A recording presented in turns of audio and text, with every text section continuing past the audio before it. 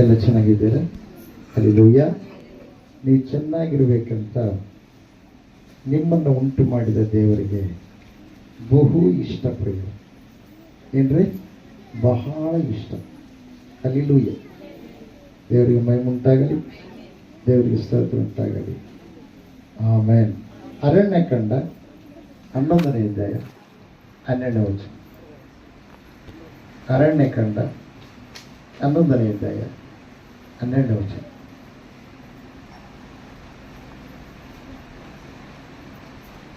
ಅರಣ್ಯಕಾಂಡ. ನಿನ್ನ ದಯೆಗೆ ನಾನು ಏಕೆ ಅಪಾತ್ರನಾದೆ.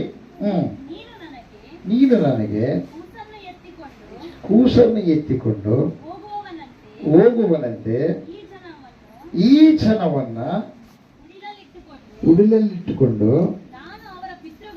ಅವರ ಪಿತೃಗಳಿಗೆ ಪ್ರಮಾಣ ಮಾಡಿಕೊಟ್ಟ ದೇಶಕ್ಕೆ ಒಯ್ಯಿ ಎಂದು ಹೇಳುತ್ತೀಯಲ್ಲ. ಯಾರಿಗೆ ಹೇಳ್ತಾ ಇದ್ದಾರೆ? ಮೋಶೆ ಆರಿಸಿಕೊಂಡು ಎಲ್ಲರನ್ನ ನೀನ್ ತಗೊಂಡು ಹೋಗಿ, ನೀವು ಹೊತ್ಕೊಂಡು ಹೋಗೋರೆಲ್ಲರೂ ಅಂತ ಹೇಳ್ತಾ ಇದ್ದಾನೆ. ಎಷ್ಟು ಜನ? 25 ಲಕ್ಷ ಜನ. ಭಾರ ಯಾರ ಮೇಲಿದೆ? ಯಾರ ಮೇಲಿದೆ? ಸೇವಕನ ಮೇಲೆ. ಹಲ್ಲೆಲೂಯಾ. ದೇವರಿಗೆ ಮಹಿಮೆ ಉಂಟಾಗಿ, ದೇವರಿಗೆ ಸ್ತೋತ್ರ ಉಂಟಾಗಿ. ಕುರುಬನು ಕುರಿ ಕಾಯ್ತಾ ಇರ್ತಾನೆ.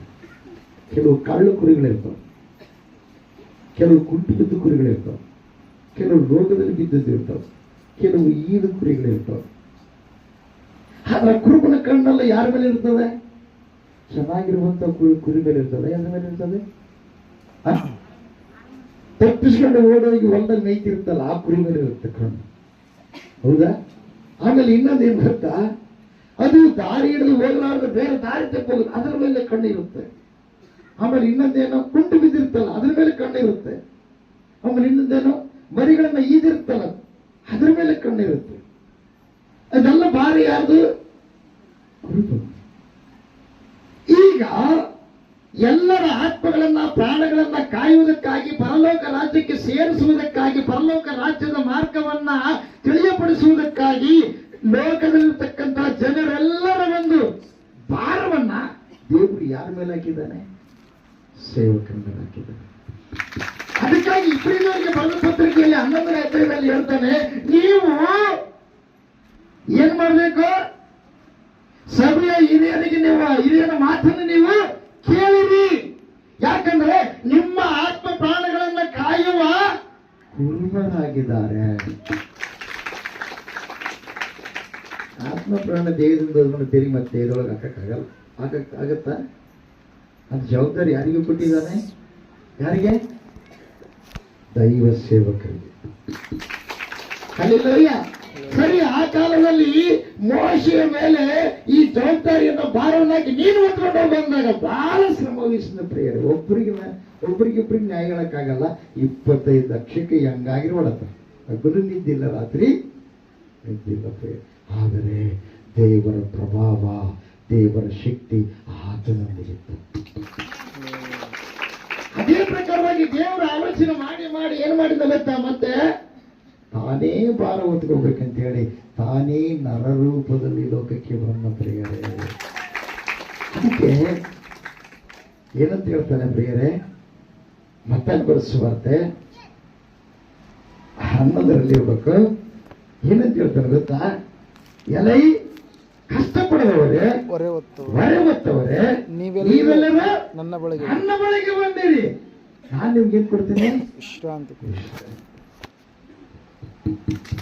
ಆಮೇಲೆ ಇನ್ನೊಂದ್ಸಲ ದೇವರು ಮಾತಾಡ್ತಾನೆ. ಏನಂತ ಮಾತಾಡ್ತಾರೆ ಗೊತ್ತಾ? ಯಾರು ದೇವರಲ್ಲಿದ್ದಾರೋ ಅವರು ನೂತನ ಸೃಷ್ಟಿ. ಯೇಸಪ್ಪನ ಯಾರು ನಂಬಿದಾರೋ ಅವ್ರೇನು? ನೂತನ ಸೃಷ್ಟಿ. ಪ್ರೈಸಲ್ಲ. ಇಲ್ಲ ಅಪರಾಧ ನಿರ್ಣಯವು ಇಲ್ಲವೇ ಇಲ್ಲ. ಆತನೊಂದಿಗಿರಬೇಕಲ್ಲ. ಆತನೊಂದಿಗಿದ್ದಾಗ ಆತನ ಗುಣಗಣಗಳೆಲ್ಲ ನಮ್ಮಲ್ಲಿ ನಾವು ಬೆಳೆಸಬೇಕಾಗಿದೆ. ಹಲ್ಲೆಲೂಯಾ. ಶಾಂತಿ, ಕೆಲವರು ಅನ್ಕೊಳ್ತಾರೆ ಶಾಂತಿ ಸಂತೋಷ ಅಲ್ಲಿಂದ ಸಿಗುತ್ತಾನೋ, ವಸ್ತುಗಳಿಂದ ಸಿಗುತ್ತಾನೋ?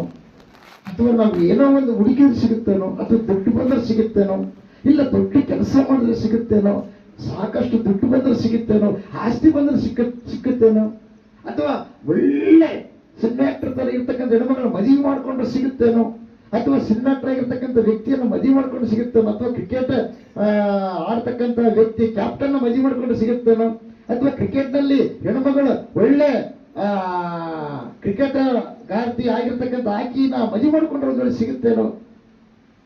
ಇದು ಎಲ್ಲಿ ಸಿಗಲ್ಲ ಪ್ರಿಯರೇ. ದೇವರು ಪ್ರತಿಯೊಬ್ಬರಿಗೆ ಸಮಾಧಾನವನ್ನ, ಶಾಂತಿಯನ್ನ, ಪ್ರೀತಿಯನ್ನ ಸಂಪೂರ್ಣವಾಗಿ ಕೊಟ್ಟು ಬಿಟ್ಟಿದ್ದಾನೆ. ದೇವರು ನಮ್ಮ ಕೂಡ ಮೊನ್ನೆ ಮಾತಾಡಿದ್ರೆ ಏನಂತ ಮಾತಾಡಿದ್ರು ಗೊತ್ತಾ? ಸರ್ವ ಪೂರ್ವಕದ ಜನರೆಲ್ಲರೂ ಅವ್ರು ನನ್ನವರೇ ಅಂದ್ರು. ನಾನೇ ಸೃಷ್ಟಿ ಮಾಡಿ. ಯೇಸಪ್ಪನ ಮಕ್ಕಳು ಯಾರಪ್ಪ ಅಂತ ನೀವು ಕೇಳಿದ್ರೆ ಏನಂತಾರೆ? ದೀಕ್ಷೆ ಒಂದು ಪ್ರಾರ್ಥನೆ ಬರೋರು ಮಾತ್ರ ಯೇಸಪ್ಪನ ಮಕ್ಕಳು ಅಂತಾರೆ. ಯೇಸಪ್ಪ ಏನಂದ?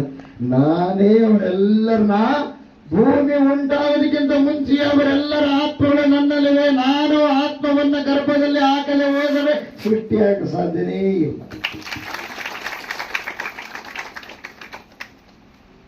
ಆಮೇಲೆ ಅದನ್ನೇ ಸೃಷ್ಟಿ ಮಾಡಿ ಇಲ್ಲಿ ಕಳಿಸಿದ್ದಾನೆ. ಅದನ್ನೇ ಏನು ಆತ್ಮ ಪ್ರಾಣವನ್ನು ರೂಪಿಸಿದ್ದಾನೆ, ಶರೀರ ರೂಪಿಸಿದ್ದಾನೆ. ಆಮೇಲೆ ಏನಾಗುತ್ತೆ ಗೊತ್ತಾ ಪ್ರಿಯವಾದವರೇ? ಈ ಲೋಕವನ್ನು ಬಿಟ್ಟು ಹೋದ ಮೇಲೆ ಆದರೂ ಕೂಡ ಎಲ್ಲಿಗೆ ಹೋಗಕ್ಕೆ ಸಾಧ್ಯ ಇಲ್ಲ. ಆತನ ಮುಂದೆ ನಿಂತ್ಕೋಬೇಕು. ಹಲ್ಲೆಲೂಯಾ. ದೇವ್ರ ಮಹಿಮೆ ಉಂಟಾಗಲಿ, ದೇವ್ರ ಸ್ತೋತ್ರ ಉಂಟಾಗಲಿ. ಆಮೇಲೆ ಈಗ ನಮ್ಮ ಭಾರವನ್ನು ನಾವು ಯಾರ ಮೇಲೆ ಹಾಕ್ಬೇಕು? ಯೇಸಪ್ಪನ ಮೇಲೆ ಹಾಕ್ಬೇಕಂದ್ರೆ ಮಂದಿರದೊಳಗೆ ದೇವರು ತಿಳಿಸುವಂತ ಮಾತುಗಳನ್ನ ಸಂಪೂರ್ಣವಾಗಿ ಹಿಡ್ಕೋಬೇಕು. ಬ್ಯಾಟ್ರಿ ಚಾರ್ಜ್ ಆದ್ರೆ ಮಾತಾಡಕ್ಕಾಗತ್ತೆ. ಚಾರ್ಜ್ ಆಗ್ಲಿಕ್ಕೆ ನಿನ್ನ ಆತ್ಮ ಚಾರ್ಜ್ ಆಗ್ಬೇಕಾದ್ರೆ ಪರಲೋಕದ ಪರಿಶುದ್ಧಾತ್ಮನ ವಾಕ್ಯಗಳ ಶಕ್ತಿಯನ್ನು ನೀನು ಆಸ್ವಾದಿಸಬೇಕು. ಹಲ್ಲೆಲೂಯಾ. ದೇವರಿಗೆ ಮಹಿಮೆ ಉಂಟಾಗಲಿ. ನಮ್ಮ ಮಕ್ಕಳು ಚೆನ್ನಾಗಿ ಕಾಣಬೇಕಾದ್ರೆ ಏನ್ ಮಾಡ್ತೀವಿ? ಮಕ್ಕಳಿಗೆ ಏನನ್ನ ಕಲೆ ಐತೋ ಚಲೋ ಐತೆ ಅಂತ ತಿಳ್ಕೊಬೇಕಾದ್ರೆ ಏನ್ ಮಾಡ್ತೀವಿ ನಾವು? ಇನ್ನೊಬ್ಬರಿಗೆ ಕೇಳ್ತೀವಿ. ಚೆನ್ನಾಗಿ ಹೇಳಿದಾರೆ ನೋಡ್ರಿ ಗೌಡರ್ ನಿಂಗಮ್ಮ ಕನ್ನಡಿ. ನಿನ್ನ ಹೃದಯದ ಸ್ಥಿತಿ, ನಿನ್ನ ಹೃದಯದ ಪರಿಸ್ಥಿತಿ, ನಿನ್ನ ನಡವಳಿಕೆ, ನಿನ್ನ ಜೀವಿತ ವಿಧಾನ ಗೊತ್ತಾಗ್ಬೇಕಾದ್ರೆ ಮಂದಿರದೊಳಗೆ ದೇವರ ಮುಂದೆ ನಿಂತ್ಕೋಬೇಕು. ವಾಕ್ಯವನ್ನು ಸಂಪೂರ್ಣವಾಗಿ ವಾಕ್ಯದಾನ ನೀನು ಮಾಡಬೇಕು.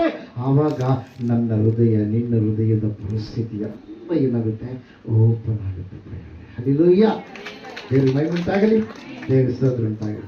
ಅದಕ್ಕಾಗಿ ಪ್ರಿಯವಾದವರೇ, ನಮ್ಮ ಭಾರವನ್ನು ದೇವರು ಮುಂದೆ ಹಾಕೋಣ. ಆಮೇಲೆ ಇನ್ನೊಂದು ಏನು ಗೊತ್ತಾ? ದೇವರು ಪ್ರೀತಿಯನ್ನು ಏನು ಮಾಡ್ರಿ? ನೀವು ಬೆಳೆಸಿರಿ ಅಂತ ಹೇಳ. ಪ್ರೀತಿಯನ್ನು ನೀವು ಬೆಳೆಸಿರಿ ಅಂತ. ಪ್ರೀತಿನ ಅರ್ಥ ಏನು? ಹೊಟ್ಟೆ ಕಿಚ್ಚು ಕೊಡುವುದಿಲ್ಲ, ಉಬ್ಬಿಕೊಳ್ಳುವುದಿಲ್ಲ, ನಮ್ಮ ಮರ್ಯಾದೆಗೆಟ್ಟು ನಡೆಯೋದಿಲ್ಲ, ಇನ್ನೊಬ್ಬರಿಗೆ ನೋವು ಪಡಿಸೋದಿಲ್ಲ. ಪ್ರಿಯವಾದವರೇ, ಒಂದು ವೇಳೆ ಶಾರೀರಿಕ ರೀತಿಯಲ್ಲಿ ನಾವು ಇರೋದಾದರೆ, ಶಾರೀರಿಕ ಕಾರ್ಯಗಳನ್ನು ಮಾಡುವುದಾದರೆ, ಶಾರೀರಿಕ ಅಭಿಲಾಷೆಗಳಲ್ಲಿ ಬಿದ್ದು ಪರಿಶುದ್ಧಾತ್ಮನನ್ನು ದೂರ ಇಡೋದಾದರೆ ನಾವೇನಾಗ್ತೀವಿ ಗೊತ್ತಾ? ಪ್ರತಿ ಕ್ಷಣ ಸಮಾಧಾನ ಇಲ್ಲದಂಗೆ ಜೀವಿಸ್ತೇವೆ, ಸಂತೋಷಿಲ್ಲದಂಗೆ ಜೀವಿಸ್ತೇವೆ. ಯಾಕೋಬ ಪತ್ರಿಕೆಯಲ್ಲಿ ಮಾತು ಹೇಳ್ತಾನೆ, ಉಪದ್ರವದಲ್ಲಿಯೂ ನಾವು ಏನಾಗಿದ್ದೀವಿ? ಉಲ್ಲಾಸವಾಗಿದ್ದೀವಿ. ಆ ಉಲ್ಲಾಸ ಬೇಕು ನಮಗೆ. ಹಲ್ಲೆಲೂಯಾ. ಲೋಕ ಕೊಡುವಂತ ಉಲ್ಲಾಸ, ಲೋಕ ಕೊಡುವಂತ ಸಂತೋಷ, ಲೋಕ ಕೊಡುವಂತ ಯಾವ ತರವಾಗಿ ಬಹಿರ್ಗತವಾಗಿ ಬರ್ತಕ್ಕಂಥ ಕ್ಷಣಿಕವಾಗಿರುವಂತ ಅದು ಬೇಡ, ಶಾಶ್ವತವಾಗಿರುವಂಥದ್ದು ಬೇಕು. ಹಲ್ಲೆಲೂಯಾ. ಏನು ಮಹಿಮೆ ಉಂಟಾಗಲಿ.